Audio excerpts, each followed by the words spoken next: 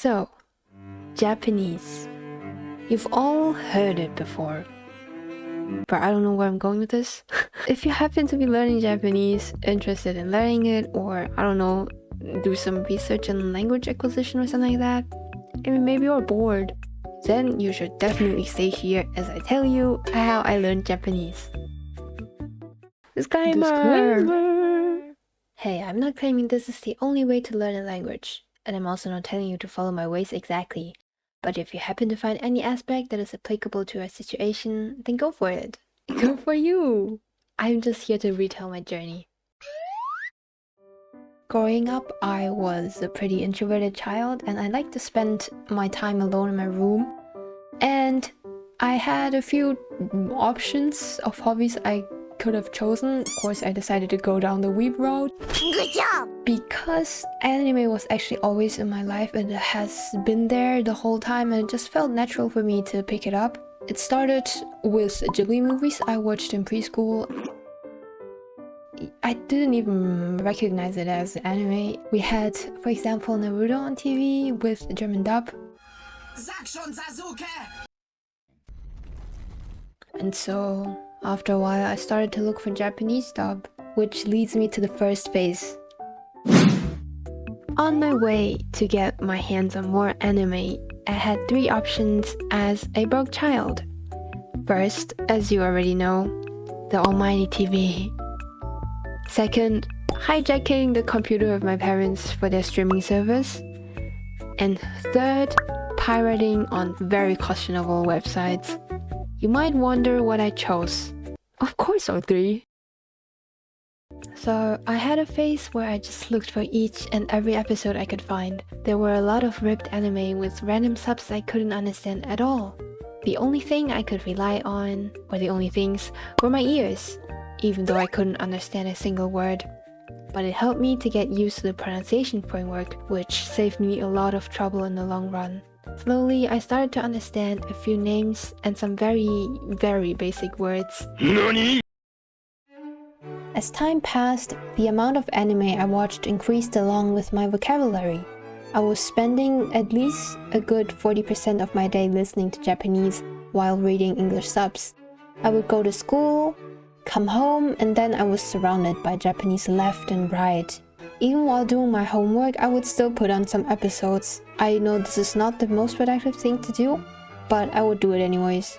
To be honest, I don't remember a whole lot of my progression in this phase, but it was around this time I was finally able to understand what they were saying without the subs. Nice. Out of curiosity, I also looked up and then remembered the hiragana and katakana tables.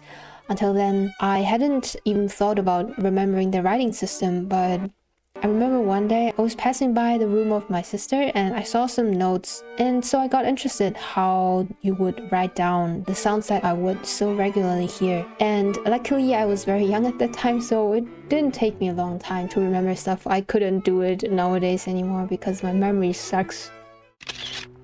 Okay, so this phase was not planned to be part of the video, and I thought, what else can I talk about after understanding the basic words that you need to be able to understand language? And I decided to touch upon the topics of cultural language. I don't know the official name for that because I'm going off script, but it's just the whole polite speech you have to use towards your elders, towards your boss, your teachers, and your upperclassmen. Not only is there the whole concept of adding desmas to the end of their sentences, but also I feel like the cadence you would use towards people you have to show respect to sounds more...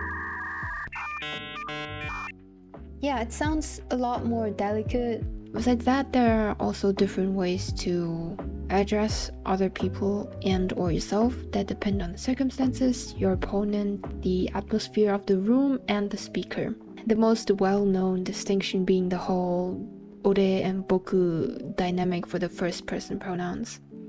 Lastly, this is going to be very general since I can't speak any dialects myself. It's more something that I can recognize when someone doesn't speak in the standard Japanese. Most prominent being the Kansai-leaning dialects, but there are lots of other dialects from other prefectures and or their special words that don't get used in standard Japanese or in the different dialects themselves. Anyways, these are just some differences and subtleties that I noticed myself becoming increasingly aware of. Not that I can actually incorporate them into my own speech, but it's just something that I can now spot and notice.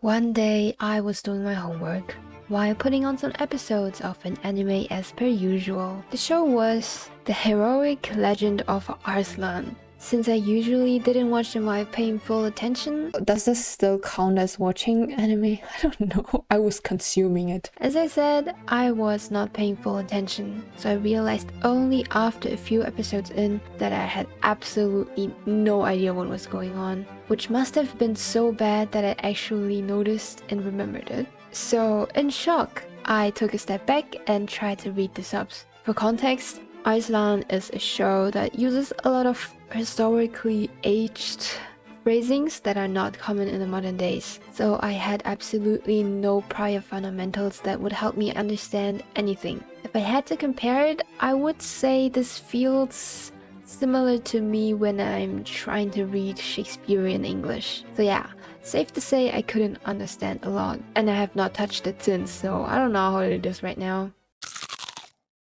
Other than anime, I also started to watch some YouTubers and news in Japanese, and I still pretty much understood everything. I'm very proud of myself.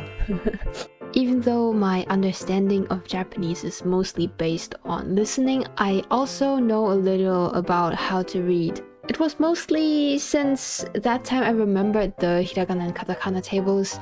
I also started to just read the anime titles themselves. When they were shown in the openings, they usually have a shot of that towards the end. I started with that, and I also gradually started to read like, for example, text messages in certain anime scenes. It was fairly easy for me to incorporate kanji reading into my reading flow, since I already have a good foundation of Chinese characters, and they tend to look pretty similar. There's also an app I would like to recommend if you want to up your reading skills.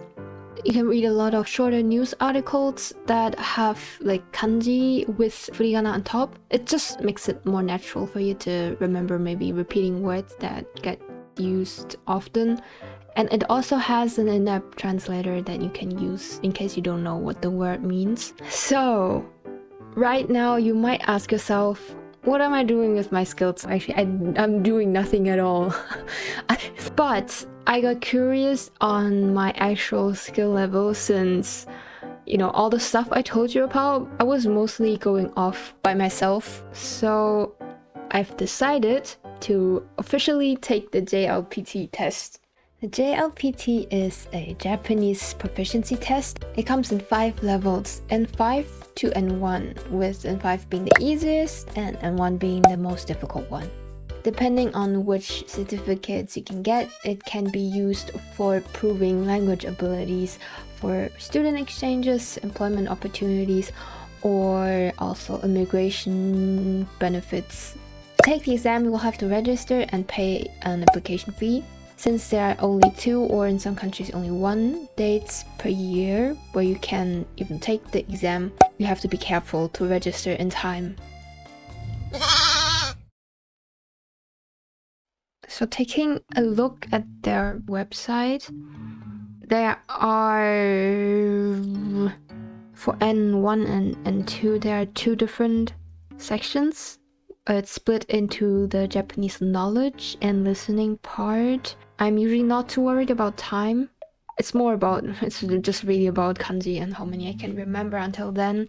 And from the text exercises that they have provided on their website, I was either going to take the N2 or N1 test.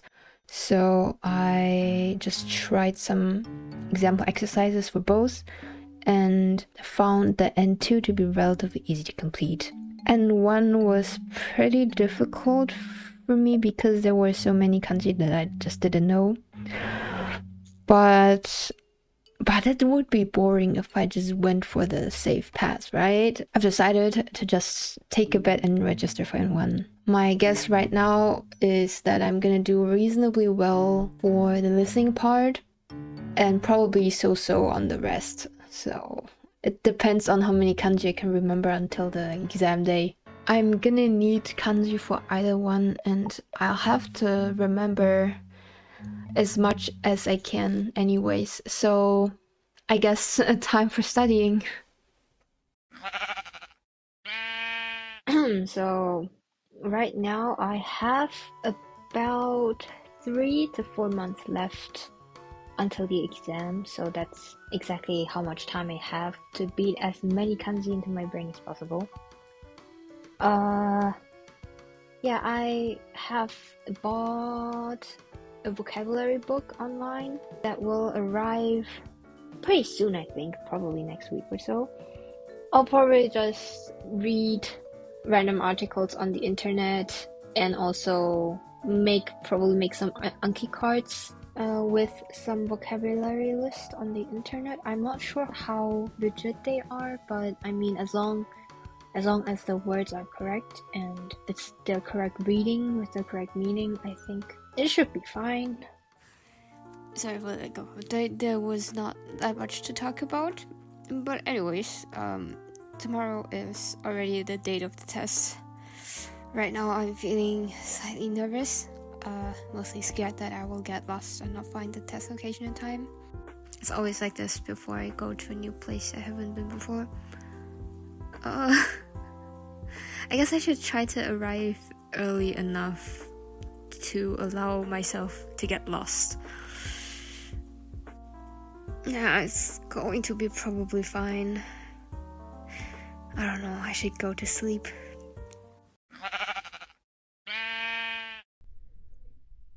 Okay, so now I'm back from the exam. The results are already out. Wait, let me pull them up. I actually already took a sneak peek at them.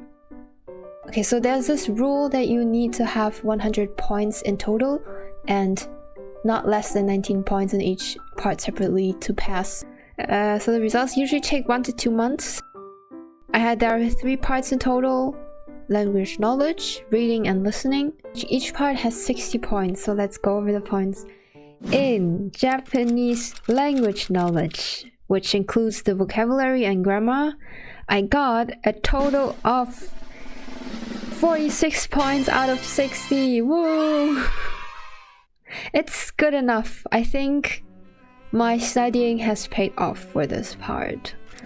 Next is the reading part. This part I was the most anxious about because I have always sucked at reading long passages. For me, they are long passages of text because I run out of patience and concentration towards the end always, and so I always lose the whole message. So I was very worried about whether I would get 19 points, so I had to guess a few questions.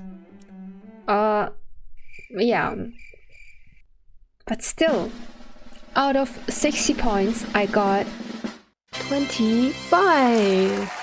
It's pretty bad, I gotta say. I mean, I got a passing score on this one, but it's not good in the bigger picture. I can't read long passages. I don't know how people do that. I get frustrated and unconcentrated towards the end always. And imagine you need to go through a couple of passages like that. No way I'm gonna last till the end. Okay, the last part, I had the most hope. I thought I would kill this part. And out of 60 points, I got 48 points. So only a few points better than the language knowledge. I'm slightly disappointed in myself, but I don't even know what I did wrong, but I guess it wasn't as good as I had anticipated. I'm pretty sure though that I understood everything that I understood everything correctly. I probably just sucked at reading the questions and the answers. But in total, I got 120 points out of 180. For me, I didn't pass with flying colors. I'm not very proud of my result, but I mean, hey, I got it still. I guess I don't suck at Japanese really bad. And I'm not really good at it either. Another thing I'm mediocre at. Woo! I didn't watch all those anime for nothing. Waste my time and money and whatever I wasted, and my youth probably. At least I learned the language, I guess. Yay!